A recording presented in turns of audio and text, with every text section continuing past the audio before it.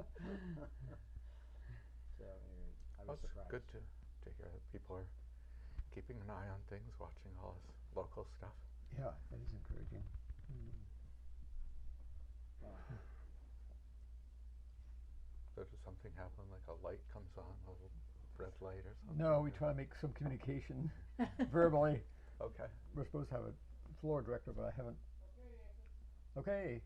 Good morning and welcome to C.A.B.B Notes for July 2017. And this morning we're going to be talking about a topic that's of utmost importance to all of us, and that is how can you reduce the size of your carbon footprint. And we have three people here who are very heavily invested in trying to address the climate change problem. Bill Christian, Gerry Bird, and Barbara Trueweber. And why don't we just start out by having each of you say how you initially think you got involved in trying to do something about or thinking about the climate problem. You know? I've always been interested in reducing resource use, even from like when I was a teen.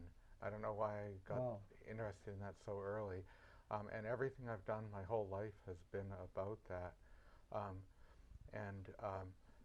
My earlier concern, and it's still a big concern, is simply running out of fossil fuel, because people argue about how much there is, but there's not an infinite supply. They say, do we have 20 years or 200 years? But to me, that's not a big difference, because what do you do after? And that's of concern to me. So so I've done a lot of things related to saving energy over my life. Mm-hmm. Great.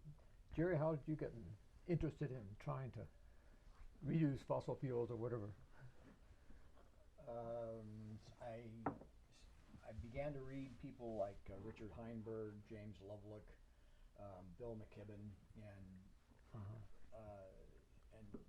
just looking at the dire circumstances that we're in with the planet and also with our turbulent weather. So I guess I'm a fairly recent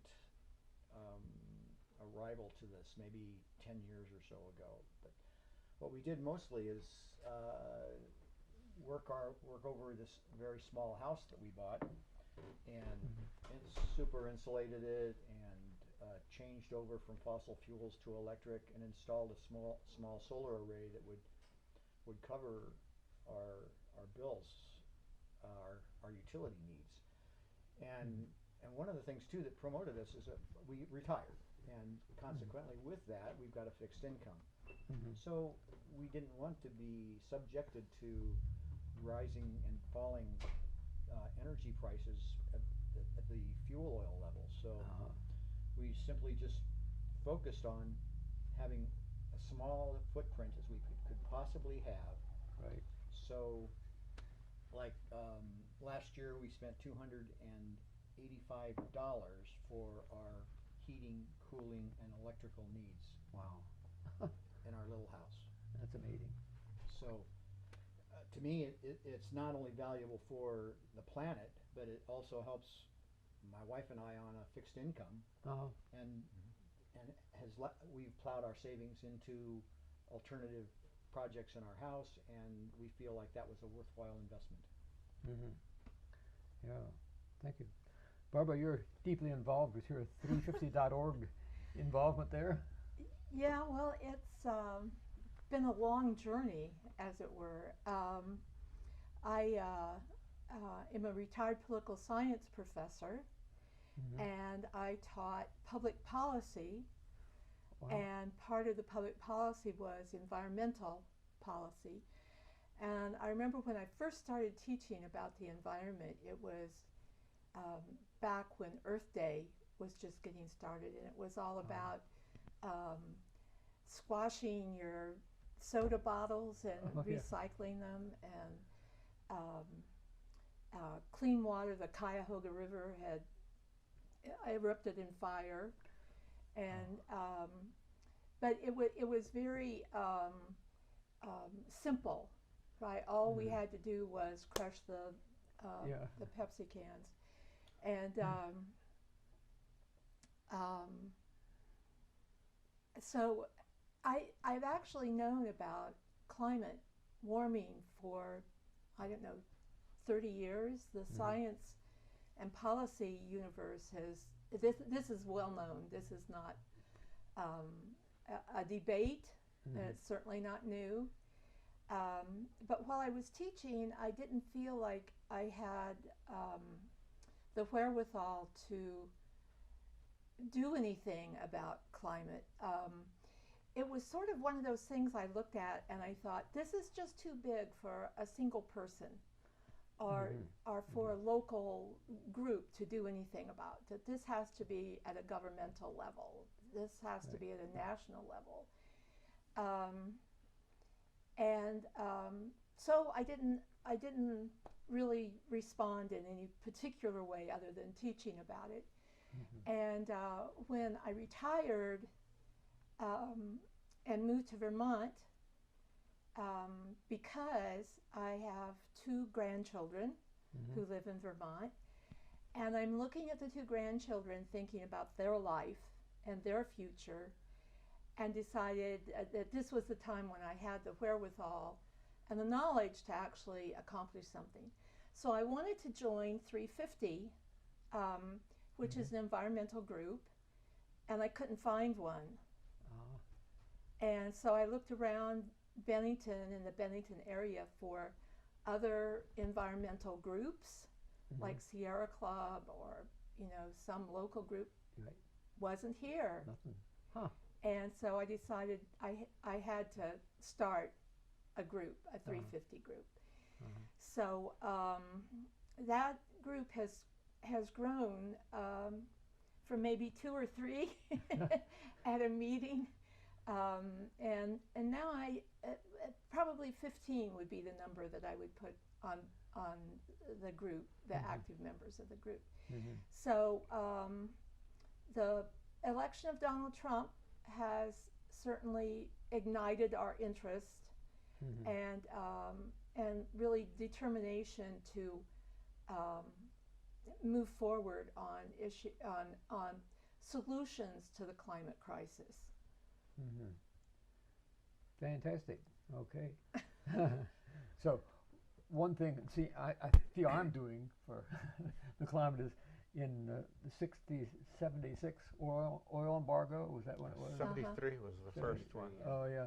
So we decided we'd burn wood instead of burn oil. So ever since that, we've been pulling wood off the hill across us, or else more recently buying it, cut, split, and delivered. And you go through the whole process. You have to stack your wood when it comes, then you have to move it into the woodshed for the winter time, so it's not covered with snow when you want to use it. And then you wheel it out of the woodshed to the house and do all the stuff you have to do in the house. So, and then another thing I don't know, just tokenisms, I guess. I said, well, I'm not going to work out of the state. I'm not going to drive down to Williamstown or Hoosick Falls or Manchester for jobs. Right. If somebody wants a job done there, they'll have to find somebody else. So I just plan to work, in Bennington, North Bennington area. And now I'm interested in running years ago anyway. And I said, I'm not going to go to any race that I can't bicycle to, rather than driving 50, 100 miles to get to a race or something like that. So, and then one of the big things I noticed on the internet, there were 4 major things you can do to decrease the size of your footprint, and one of them is eat plant food. So we spend a lot of time, working in a garden, trying to grow as much of our food as possible, which seems like a minuscule amount compared to what all the food we eat. Yeah. But at least it's a little bit. So you've been involved professionally, right, in energy conservation? Yeah, that's not particularly relevant to Bennington. I do energy savings in large buildings, and you talk about a carbon footprint. I fly back and forth to California to work on jobs out there. I work in mostly Silicon Valley, do a lot of work in clean rooms, and all these little things that we take for granted, these things that we use, take a surprising amount of energy to make. So you'd think, like a smartphone, that looks pretty easy to make, right? And to see tankers of liquid nitrogen coming in around the clock on a regular schedule, and just vast amounts of natural gas and electricity. You'd think they were making locomotives or something, like how, and Yeah. the stuff they make is just so tiny and clean and simple. Like why are they using all this energy to make it? And you can reduce their use some, but you can't. It's an amazing amount of energy to do those things. And so when we talk about um, you know, Vermont doing its share and responsibility and everything, we don't think about, like the laptop that you're using, who's producing the electricity. So if we make more than we need and chip a little to places that need it to make laptops for us, it's not. We're in an interconnected world, so we all need to do what we can wherever we can. It isn't just about, like, I'm concentrating on my own things, how do I heat the house and how do I drive, but there's also, you shop and you travel and all this other stuff, and that all adds up too. So you've got to do really more than just what you're doing at home, although that's very important too. Yeah. Yeah, so it might be interesting to have a spreadsheet of your own activities, and then each day or week or month like that, you say, okay, I did this, and this is so much fuel consumption, this sort of thing. Yeah. Huh. So, Gerry, you're involved in something specific. Well, that's one of the nice things about when you do go solar and hook into the grid. Green Mountain Power is one of the few, is I think probably the only utility in the United States that really actively supports and goes after developing a new grid tie. And what they do is they keep track of all the energy that you use and how you mix your energy with the rest of their power grid. And so it gives you a nice idea. Every month they tell you how many trees you saved or whatever, and giving you an idea about, okay, we're on this track, or how much sun you had which hasn't been a lot lately. Right. So it's actually a very, in some ways, we're moving with the idea of Green Mountain Power and how they've actually taken the state's idea of 90% renewables by 2050 seriously, and are developing all kinds of local ways to transmit and develop this power. Community solar is one of the things that they're doing, and we here in Bennington started Southshire Community Solar a couple of years ago. We are phase 1 is completed, up and running, and phase 2 is sold. And we were looking for ways to develop this for low and middle income people that don't have the upfront money to do one of the solar projects themselves. Right. So, and we've found some creative ways to do that. And so we're looking for, we're creating a new company called Bennington Community Solar, and that will allow people to participate not only in having the renewable energy, but also have their power come to them at a reduced cost, much lower than, say, the hydropower or the fossil fuels that continually get shipped across our borders.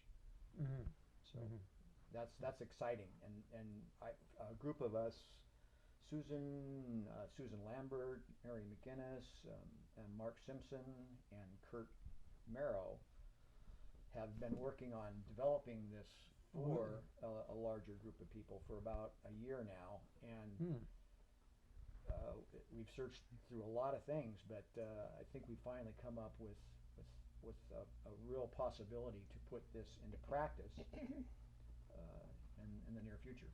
Yeah. So Great. So, Barbara, what are some of the initiatives that the Act 3, the 350.org group feels are most significant or helpful? Let me explain the 350 number, shall I? Oh, absolutely. Yes, yes. It's a number of that indicates how much carbon is in the atmosphere. So scientists have figured that 350 parts per million, that is 350 parts of carbon to the rest of the atmosphere, is a safe level. It's the level that is not necessarily normal, but it's a livable, sustainable number.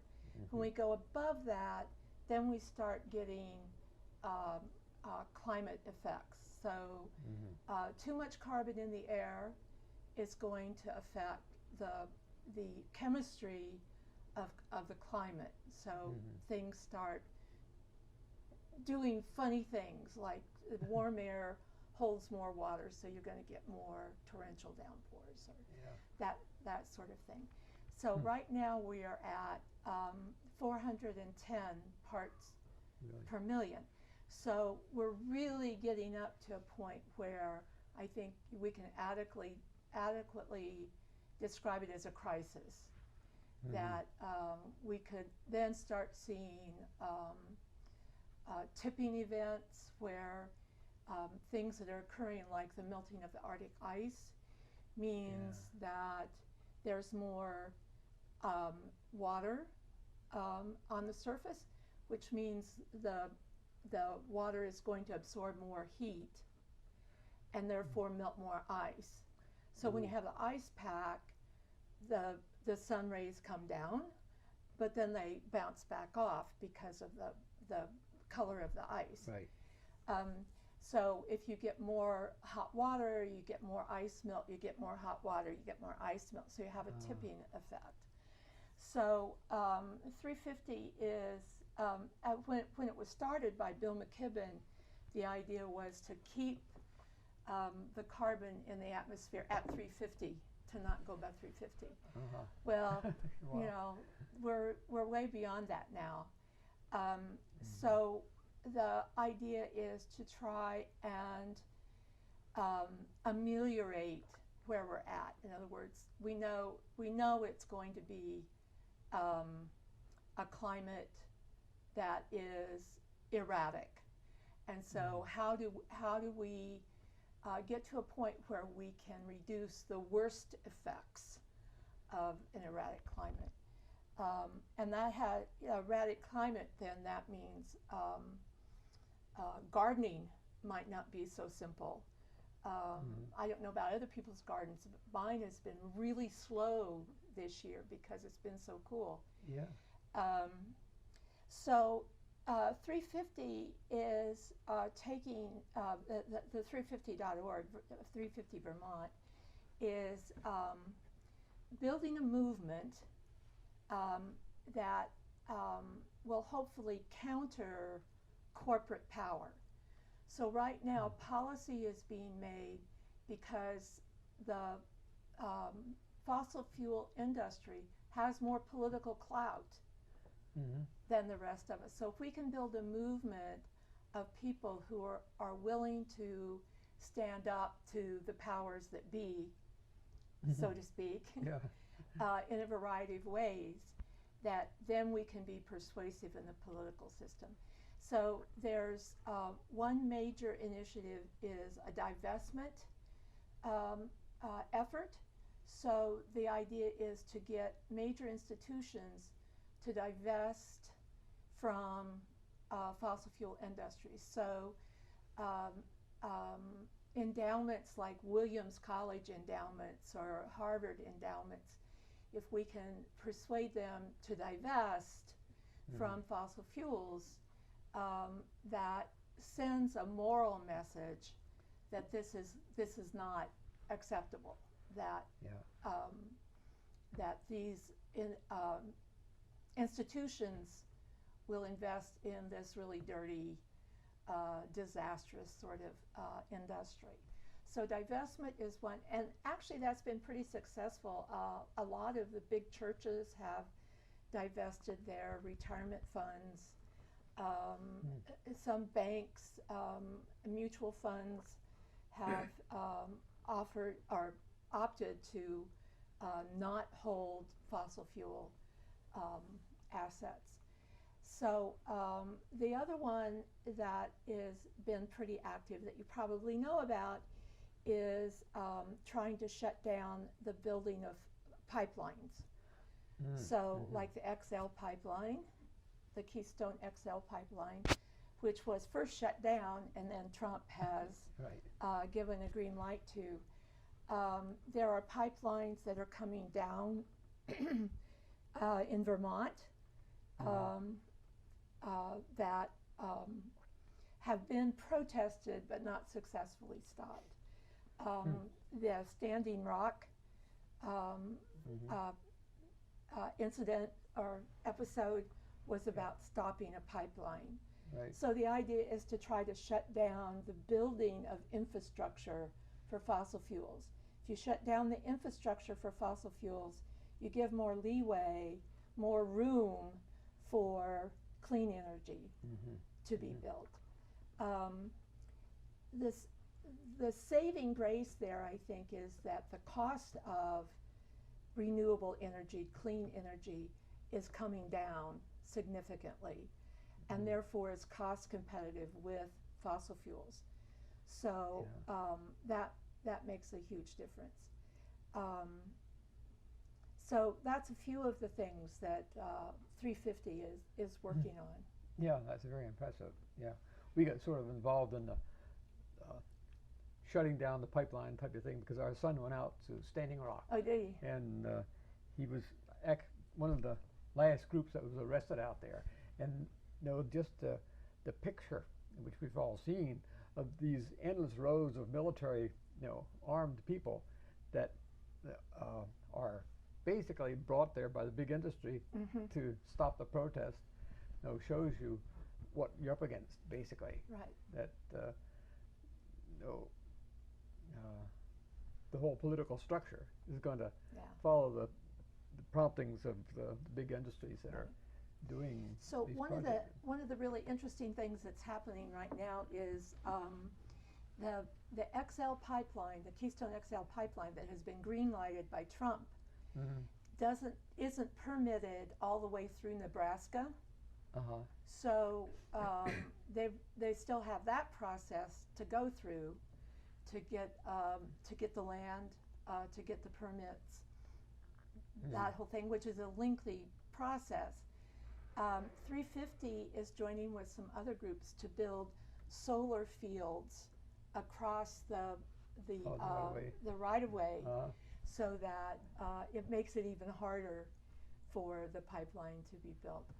And I think that's just, really poetic justice. Yeah, poetic justice. If you're actually going to build this pipeline for this really dirty fuel, you have to tear down the clean energy installation. Yeah, hopefully there's ordinances against that. But it wouldn't be the first time we've done that. When Ronald Reagan took the solar panels off the White House, and that Jimmy Carter had installed, it would be, of course, very obnoxious to do something like that. But the energy that I hope we've generated with Standing Rock and the attention that they've gained will hopefully give us some traction. I don't know if you're aware of it, but Henry Wallace, the vice president under FDR, his global fund just gave $1 million to the Standing Rock Sioux so they could build these solar panels and wind energy so that they could become sustainable for their tribes. Wow, that's very cool. And that is happening as we speak. So there are a lot of exciting things that we can look towards that are happening. But Barbara, I was wondering what you think about the fact that the language seems to have softened since against the climate verbiage that describes it as not necessarily as bad as it was, or what would be the best to. In other words, it seems like we've softened our language in moving towards climate change. So we no longer hear so much about 350 or 410 or 20 and the temperature seems to be the big thing of the planet, and well, we don't know whether this is caused by humans, and we don't know whether the Larsen sea ice shelf dropping off Antarctica yesterday, I guess it was, is going to really affect us. But could you speak to that a little bit for me? I would be interested in hearing your thoughts on that. Well, I think that the question about climate denial is now moot. That that everybody agrees that the climate is in crisis, and that climate change is in fact here and is caused by humans. So that's no longer debated. Nobody debates that. And so the language, then if you accept that fact, then the language is going to change because you're debating something different. So then the question is, what are the real facts? Like, will the iceberg that broke off of the Larsen ice shelf make a difference in sea level rise? That's a fact that you can ascertain. So, you know, we can deal with real facts rather than debating whether or not climate change is a hoax or not. And you can debate solutions. You have the possibility of really bringing the solutions side up into the conversation that you didn't have so much when all we were talking about when we were trying to actively debate the deniers. In terms of solutions to climate change, Yes. People who know me, this is my broken record, repeating myself over and over. I'm a huge fan of a carbon pollution tax, and that's looking at the problem from the bottom up rather than the top down. And there are a lot of things that people don't like about a carbon pollution tax because it would directly raise the cost of gasoline, and who wants the cost of gasoline to go up? And heating fuel. Heating fuel, gasoline, and then indirectly everything else that we buy, the cost of everything would go up a little because you buy that toy from China and they have to pay more to ship it 9,000 miles. So the cost of everything would go up. But a neutral tax would give all of that back in as equitable a way as possible, like equally to all taxpayers. There are various plans for that, and so the people who would be hurt most are the people who use the most gasoline and heating oil. The people who would be hurt the least are the people who use the least. So it's not fair, but what it does is it would be a way to make people reduce their use of fossil fuel in a way that's more pressing and not just depending on people's goodwill. Like, I use less fuel more because it's sort of like a religion. I feel like it's something that should be done. It's not really about the benefits to me personally, because basically fossil fuel isn't very expensive right now, which is something that every time I say that, people contradict me. But gasoline cost 19 cents a gallon in 1941, and it costs $2.20 now, something like that. But minimum wage was 30 cents then, so you could buy 1.5 gallons of gas for a day, for an hour's work. Now, you at $7.50, I don't know what it is in Vermont, it's higher than that, I think. You know, at $8 an hour, you can buy 3 1/3 or 3.5 gallons or something. So gas costs us less in the real world than it did in 1941. I can buy more gas as a working person than I could then. So gas is actually cheaper now. I mean, it's $2.20, not 19 cents, but it's actually cheaper. It's not as big a deal to us. It's not as big a part of our daily lives. So, we're asking people to use less just to prevent climate change, and so that we don't run out of fuel in the future. But if we said, $2.20, we really shouldn't just be sort of giving this away for the cost of what it just takes to pull out of the ground, and then it's gone, and then it's in the air where it's doing us harm. We should charge to reflect the fact that when it's gone, our children might starve to death because they can't eat, or they might freeze, or whatever. Like, that's important, and also the climate. If we permanently change the climate and we can't put it back, I mean, those are huge, just unbelievably large costs. So if we put that cost on the price of burning fuel, you're saying, you can burn fuel. We're not going to just tell you, no one can burn fuel starting tomorrow or whatever. We have to move in a sensible direction. But if we say, well, you can burn it, but it's going to cost you more, so do something else, and then everyone is free to decide how they do that. In Vermont, we can burn wood instead of oil. In Iowa, we can put in a heat pump and use wind power. In Texas, they've got incredible wind power. So whatever works for you, drive an electric car, carpool, move closer to where you work.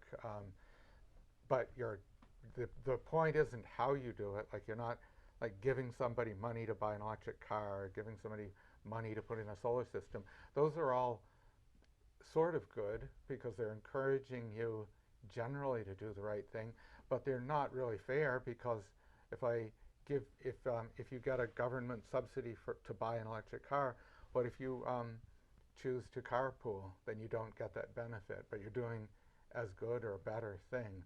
So by saying, gas is going to cost more, it'll cost a little more now, it'll cost more next year, and more the year after. Then when you go to trade in your car, you're going to say, in 2 more years, I don't, to fill up this tank is, I don't really want to be filling up my tank every week anymore.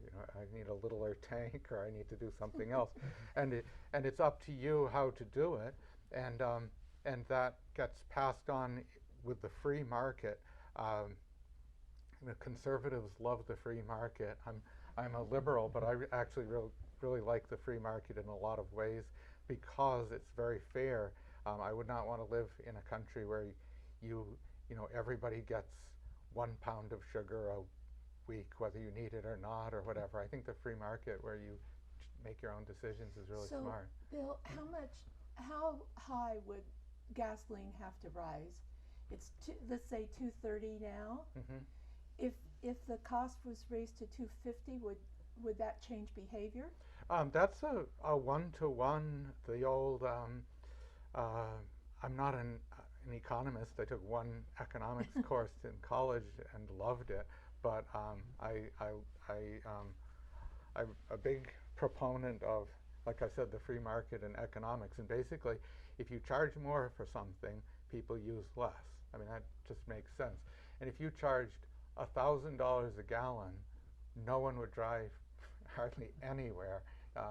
And I'm not recommending that, but basically you have this dial. You say, at $2.20, we all just kind of jump in our cars and do whatever we want, because that really doesn't cost very much. So how high do we have to turn the dial? We have to turn it up quite a long way, but we don't want to do it suddenly. I mean, I lost my job in 1973 when the price of gas went up, because, well, I won't go into all the details, but the business that I was in was very strongly affected by the sudden shortage. You couldn't even buy gas. There were the 100 cars backed up waiting, and the out of gas signs, and only buying gas every other day, depending on your license plate. I guess a lot of people don't remember that, or weren't born then. But so I lost my job then, and saw the effects of a sudden severe shortage of gasoline, and people I mean, if you look at the cost of gas over over the last 50 years, the cost of gas in real terms and the amount that we use, they follow. When the price of gas goes up, we start using less, and when it goes down, we start using more. During the 90s, for about 10 years, gas was went from like 90 to $1.10 a gallon, and everybody bought SUVs and minivans, and like really, who cares what the cost is? And then it suddenly, like, it was up into the high $4 range briefly, and the sale of SUVs just plummeted, and the sale of small cars shot up, and then it went back down again, and those trends reversed. So basically, you have a dial, and you can say, let's go. People have said, let's go 10 cents a year, which is really nothing. I mean, we see the price of gas go up $1, down $1, and it changes our effect. But people say, oh, if it goes up 10 cents, well, that's the end of life in Vermont. Well, it went up, $3, like really quickly, and it didn't end life in Vermont. It made life in Vermont harder. So you basically have this dial, like how high do we go to make people use less? What works? And we don't want to cripple the economy. We want to do everything as fairly and slowly and carefully as possible. But that basically, to me, that's just this dial. How much do you want to reduce our use of fossil fuel? And you just and having that be predictable, like it's going to go up 10 cents a year or whatever it takes, so that people can say, well, it's cheap now, but I'm going to buy a car and I'm going to own it for 5 years, and then I want to sell it. And who wants an SUV if gas costs $3.50 a gallon? And you'd see that in the future, and you'd say, well, I can buy an SUV because maybe gas will drop back down to $2 a gallon.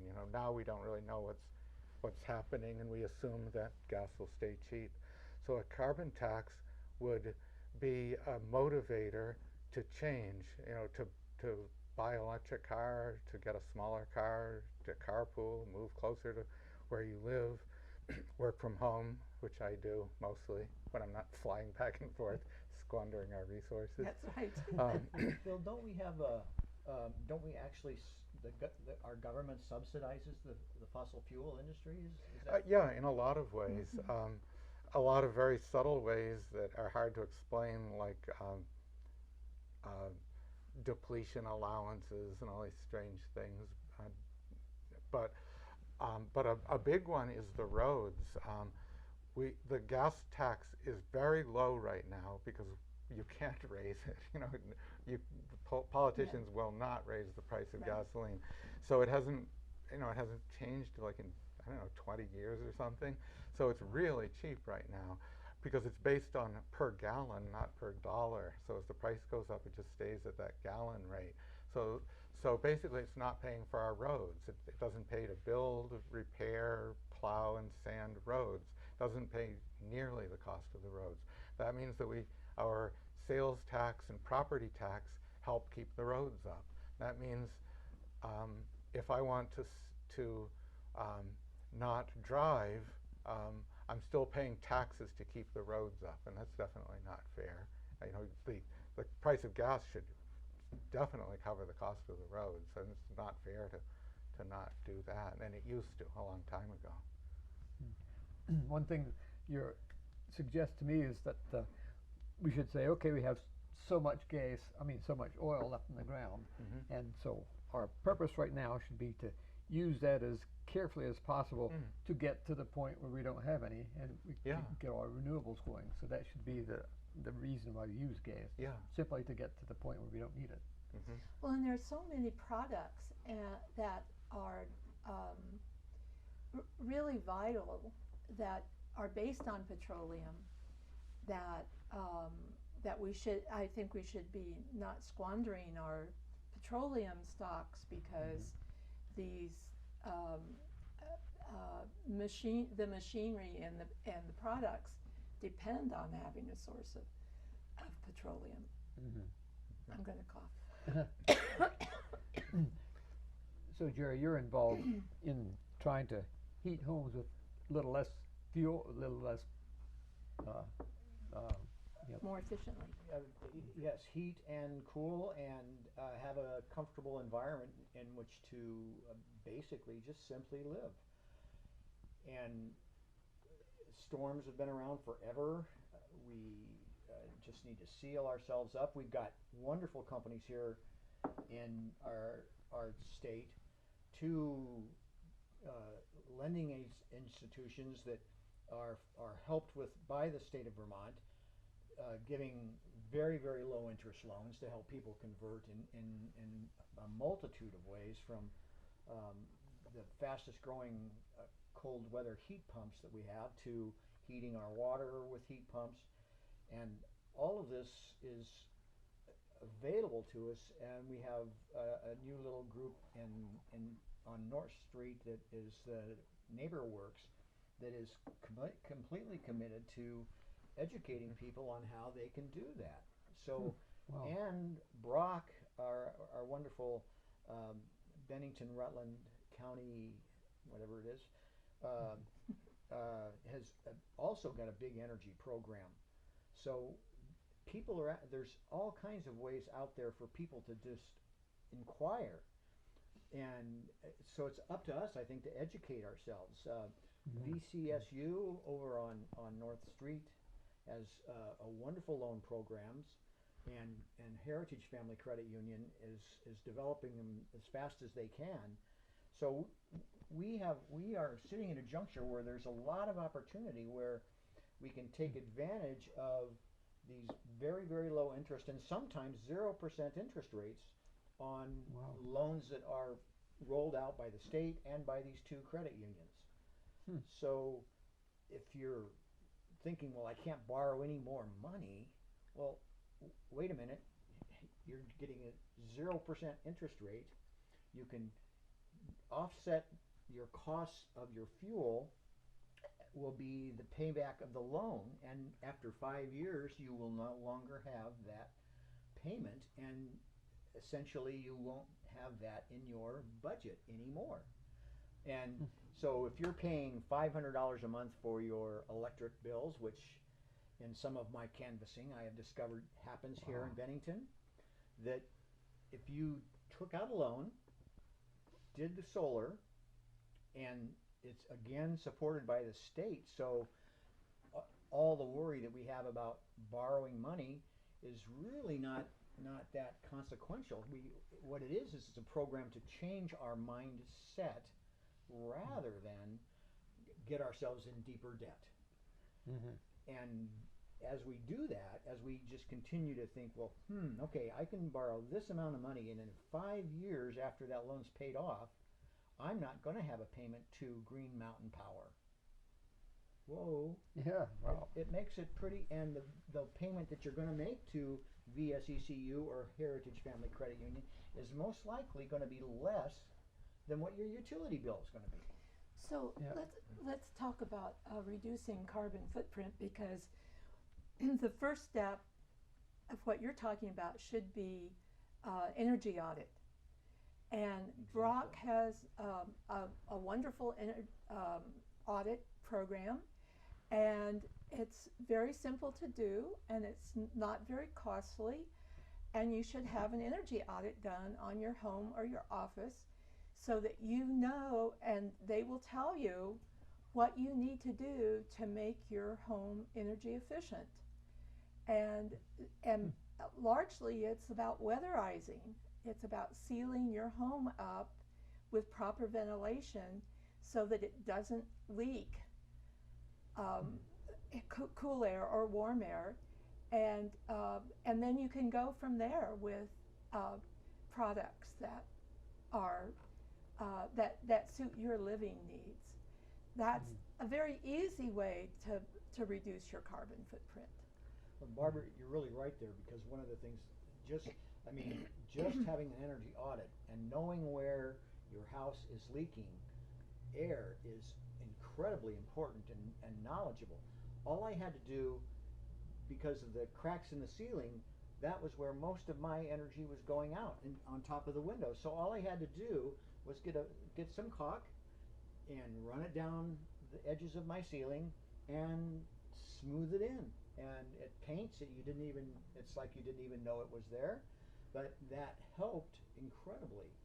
We've got, not only does Green Mountain Power help with these energy audits, but they also offer leasing programs for these products. They also, Efficiency Vermont also has the heat audits, and then NeighborWorks. Also, all these groups are after reducing those, or us becoming knowledgeable so that we can reduce our footprint.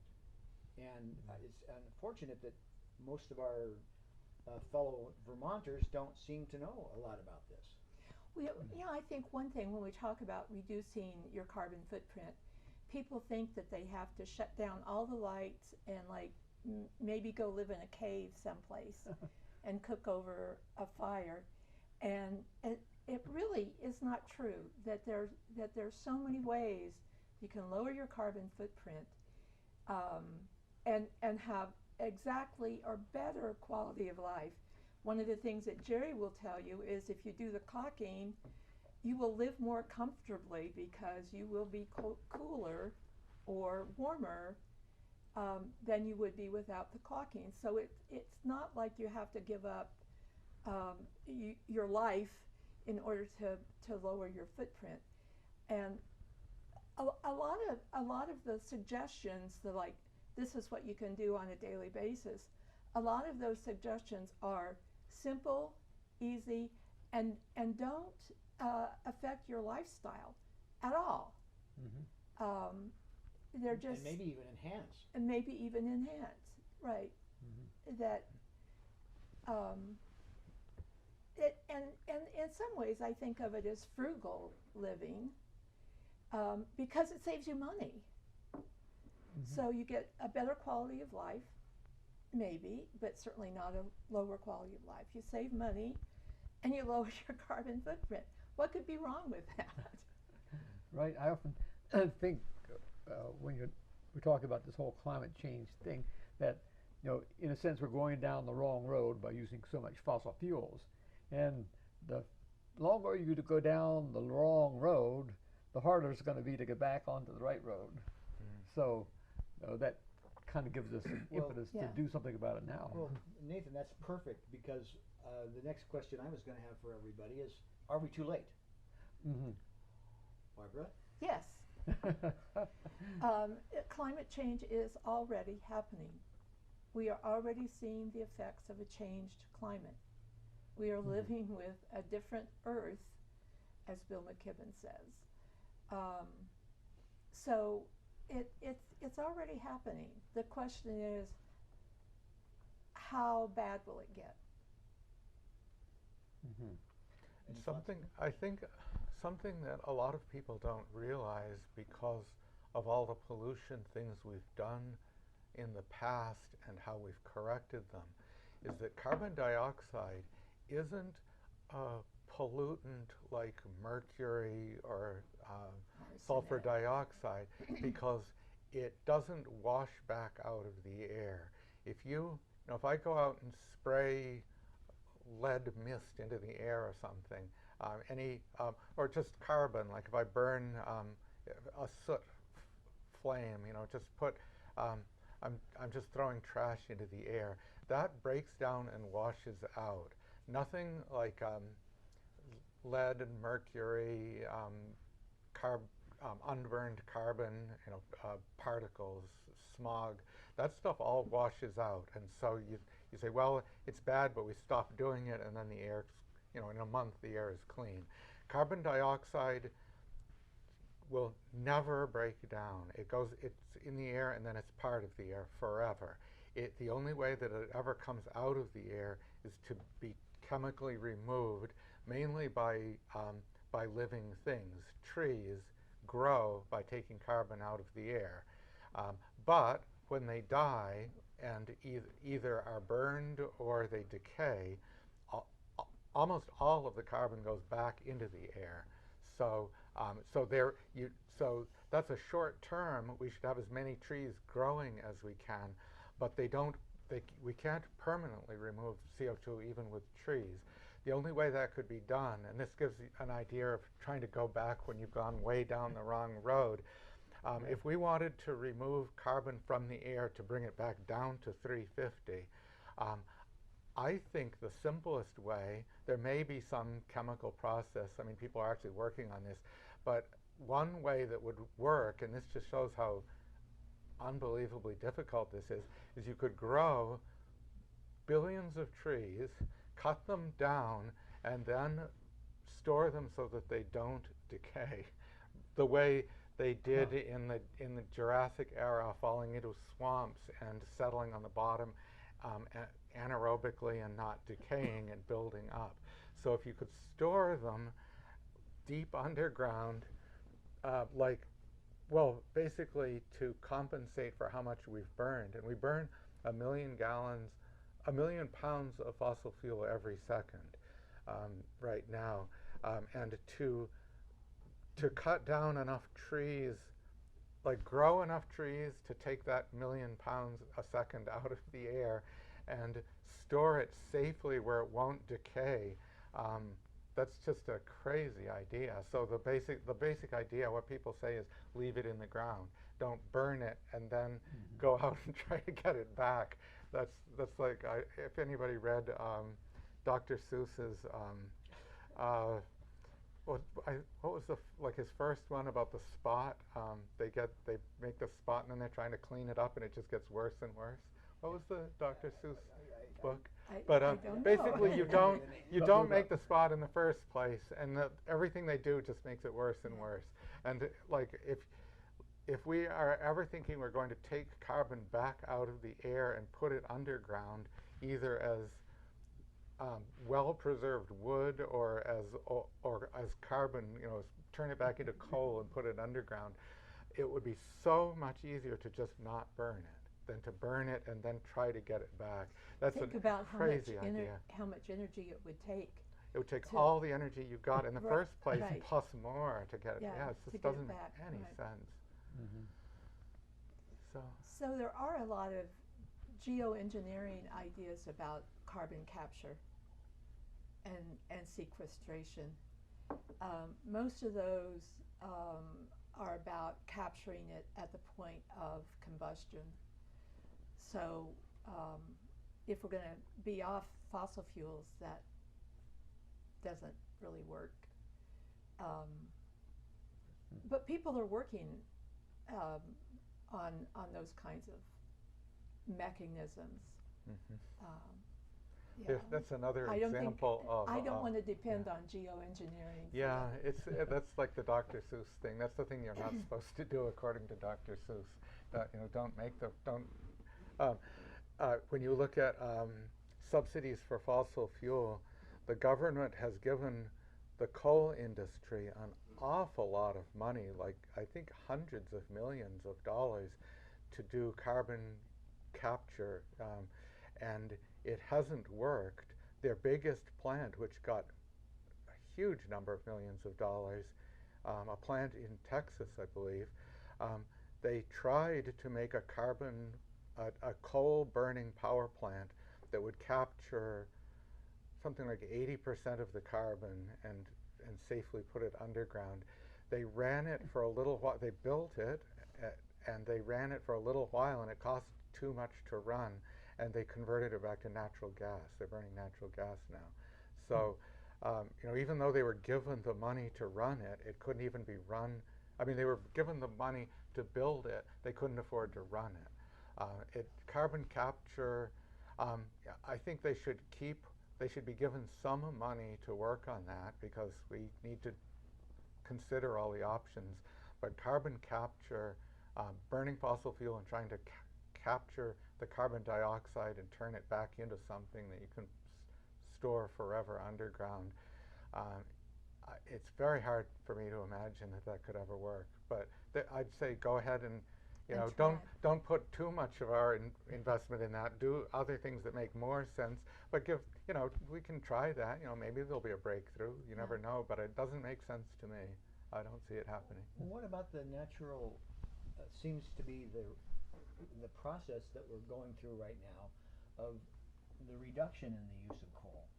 It seems like we're using less. I heard a figure of 23% less than what we're. So what, I mean, could you, Natural gas prices have undercut. That's been a The big part cost of of it, using and coal. renewables. The two of them together, basically, they displace it. I mean, our electric use is growing very slowly right now, but how do we make it? And where the number of nuclear power plants is gradually dropping, the number of coal plants is dropping quickly and being displaced by a combination of renewables, solar and wind, and natural gas.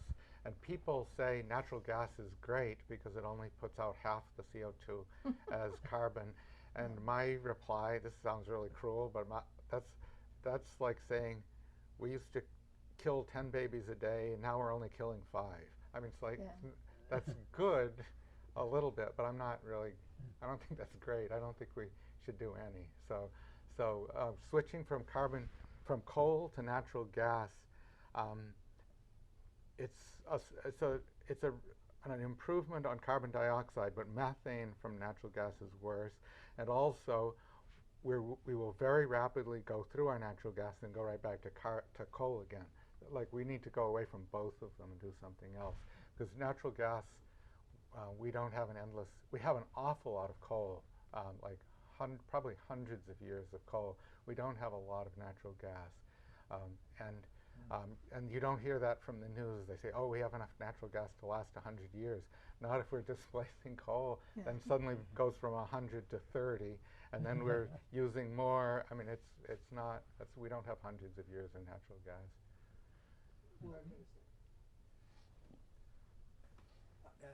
And just to hear that China and India are forging ahead on all kinds of renewables, and basically leaving us, the United States, in the dust, and we are pushing in the direction of fossil fuels with the Trump administration.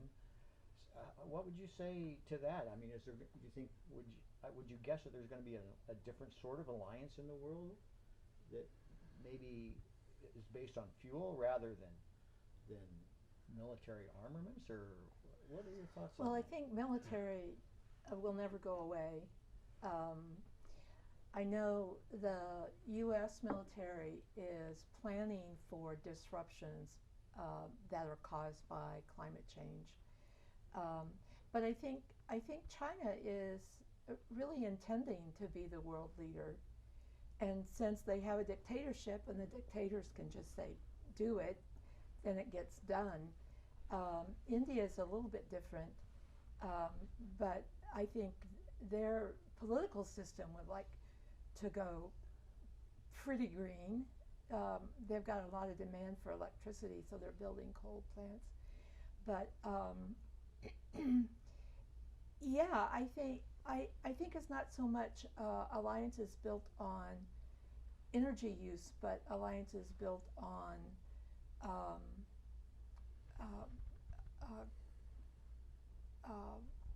climate effects.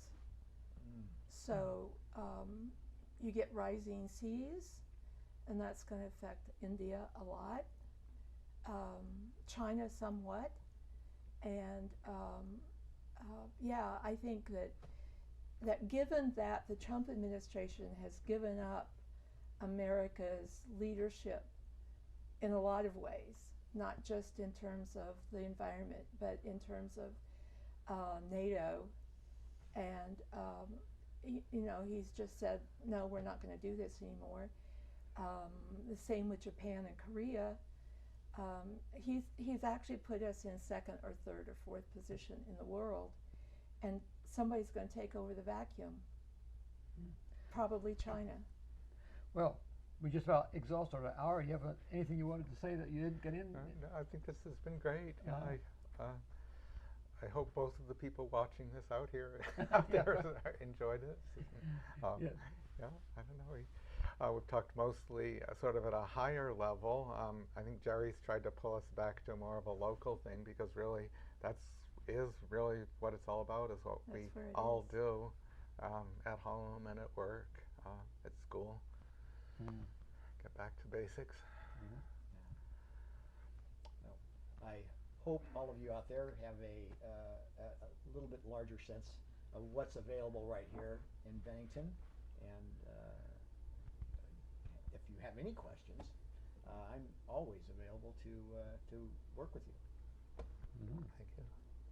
And if you have questions about how to reduce your carbon footprint, check out the internet. It's full of really nifty ways to lower your carbon footprint. And join us at 350.